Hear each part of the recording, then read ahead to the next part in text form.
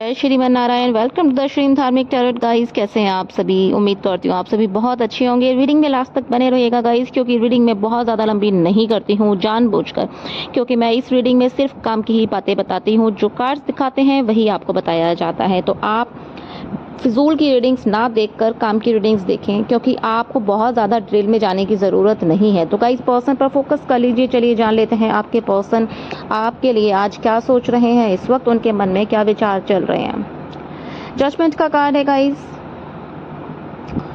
7 of vents का card है। चलिए और कार्ड्स निकालते हैं। 2 ऑफ सॉर्ड्स का कार्ड है गाइस। पर्सन को याद जरूर करिएगा गाइस, ताकि ये रीडिंग आपसे कनेक्ट हो जाए। ये रीडिंग आप चाहे 2 दिन बाद देखेंगे, 2 महीने बाद देखेंगे, 2 सप्ताह बाद देखेंगे या 2 साल बाद देखेंगे, ये रीडिंग आपसे कनेक्ट होगी ही होगी। 4 ऑफ सोर्स का कार्ड है गाइस। कहीं ना कहीं आपके रिश्ते में कुछ ना कुछ आपसे छुपाया जा रहा है, या तो आपने अपने पर्सन से छुपाया है या आपका पर्सन ने आपसे छुपाया है।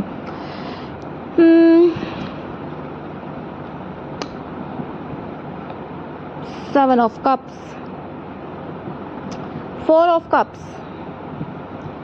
गाइस देखिए, चलिए और कार्ड भी निकाल लेते हैं, पर कहीं ना कहीं ऐसा लग रहा है ना कि आप दोनों के बीच में अभी उदासी का दौर चल रहा है, और ऐसा भी लग रहा है ना कि कहीं ना कहीं आपके पर्सन और आपके बीच में बातचीत भी नहीं हो रही है आजकल।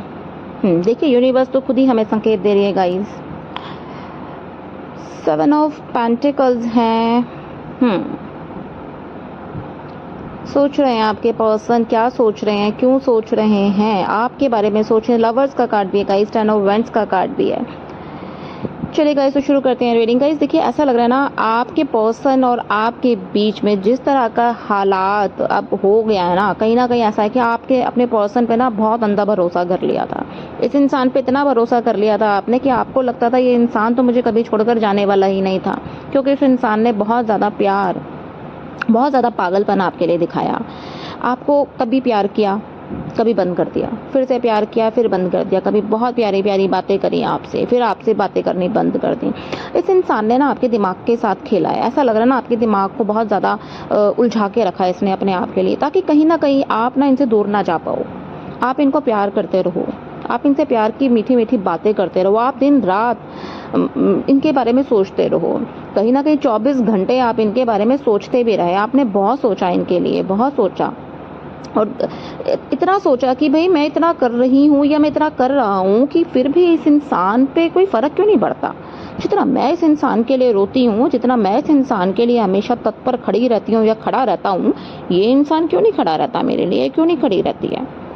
आपने बहुत कुछ किया इस इंसान के लिए, अपने परिवार से भी आपने बहुत झूठ भी बोले हैं, अपने बहुत सारे कामों को छोड़कर आपने इस इंसान को प्रायोरिटी दी गाइस।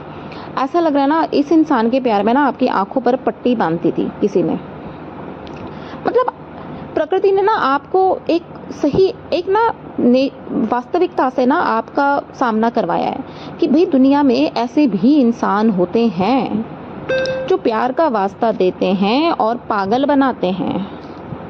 अब कहीं ना कहीं आप बहुत पछता रहे हो कि काश कि मैं पहले ही समझ चुकी होती, या मैं पहले ही समझ चुका होता, क्योंकि आपके पर्सन को ना कहीं अब ऐसा लगने लगा है कि सारे लोगों से बेहतर तो यही इंसान था। आपके लिए लग रहा है उनको कि यही इंसान बेहतर था। मुझे इस इंसान के साथ ऐसा तो नहीं करना चाहिए था। अगर मुझे इस इंसान से रिश्ता ख़त्म करना है या मुझे मूव ऑन करना है इस रिश्ते को छोड़ के, क्योंकि कहीं ना कहीं देखिए लेटिंग गो की एनर्जी है आपके पर्सन की ना। ऐसा लग रहा है आपके पर्सन ना अब इस रिश्ते को बीच में उन्होंने ना ढील दे दी थी बहुत ज़्यादा, कि भाई उनको लगता था भी मेरे पास तो बहुत ऑप्शंस हैं, सब कुछ है मेरे पास, तो मुझे ये नहीं इंसान तो कोई भी मिल जाएगा। तो उन्होंने लेटिंग गो की एनर्जी दे दी थी, जाने दिया कि चलो छोड़ देते हैं, कहीं नहीं जाने वाला या कहीं नहीं जाने वाली है इंसान। प्यार तो वो करते थे आपको, लेकिन वो आपको ना साइड में रख के चलते थे। आपने बहुत इस इंसान के लिए ना बहुत कुछ किया, 100% दिया आपने इस इंसान को, फाइनेंशियली, मेंटली, फिजिकली। आपने इस इंसान को बहुत प्यार दिया है, बहुत सोचा आपने इस इंसान को ना प्यार देने से पहले, इस इंसान के साथ इस रिश्ते में आने से पहले बहुत सोचा आपने, लेकिन फिर भी आप ना कहीं अपने आप को रोक नहीं पाए, क्योंकि आपकी आंखों पे पट्टी बंध गई थी ना प्यार की। इस इंसान ने आपके सामने अपने आप को ऐसा पेश किया कि आप समझ ही नहीं पाए कि इस इंसान के प्यारे से चेहरे के पीछे एक मुखौटा है, एक झूठा इंसान है जो अभी मुझसे प्यार की बातें कर रही है या प्यार की बातें कर रहा है, क्योंकि कहीं ना कहीं तब इनको प्यार की ज़रूरत थी तो इन्होंने आपसे ऐसी बातें करी। लेकिन ये इंसान ना एक के साथ टिक के रहने वाला नहीं है। ये शायद आपको बहुत बुरा लग रहा होगा पर ये सच्चाई है। ये इंसान सीरियस नहीं है बिल्कुल भी रिश्ते को लेके।